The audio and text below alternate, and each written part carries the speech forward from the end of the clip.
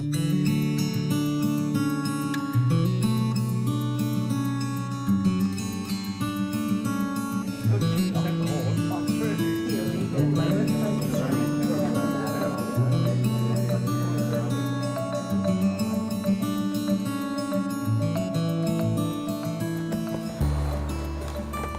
White Gloves is really about taking documents, precious items from the State Library's collection out to regional communities and sharing that material with people who can't normally get in to see that at the State Library.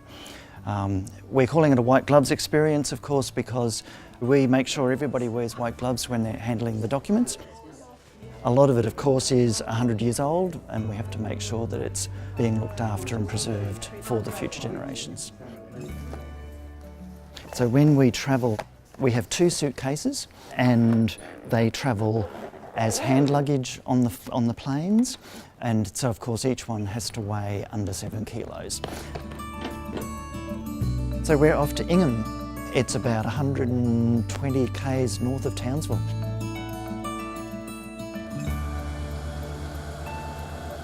We're doing a public event on Tuesday at the library, and then in conjunction with that we'll be going to the school the next morning.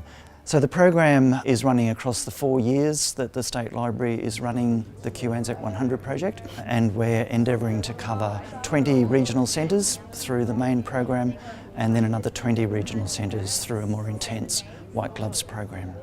It's really cool. It's like 100 years ago they touched that, and now we're doing the exact same thing.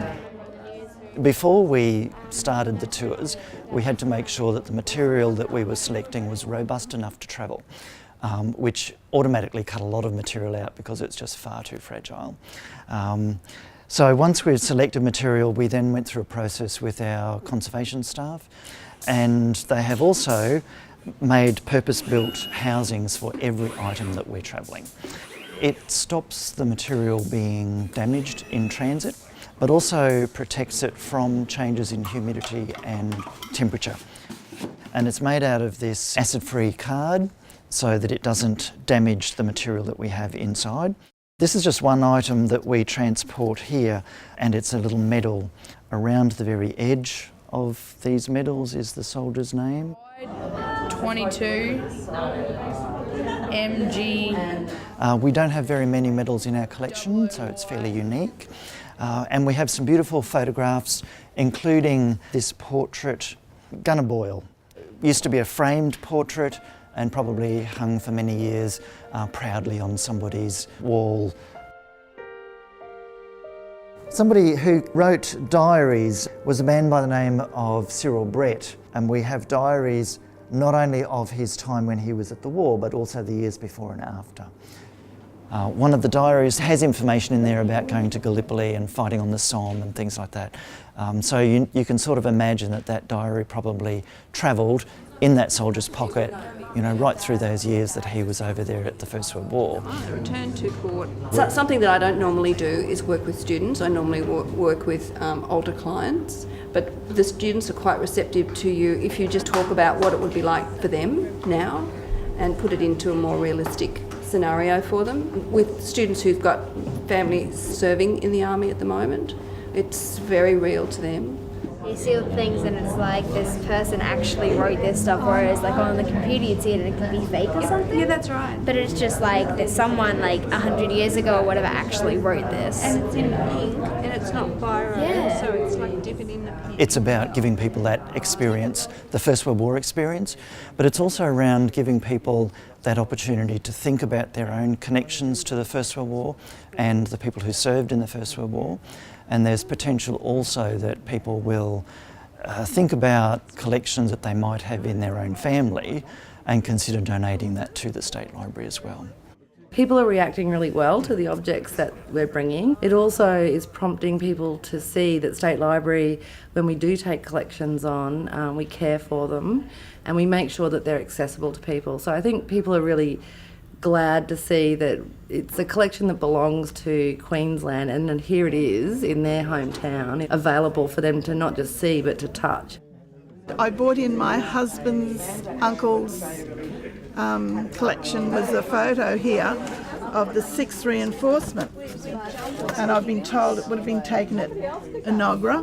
I cannot recognise my husband's uncle in here, so I thought, well, the State Library might like it, and I think they're going to take it and fix it up, along with these 3 tiny little photos. 2 of them are actually on the boat while they were going overseas. You always regret it later.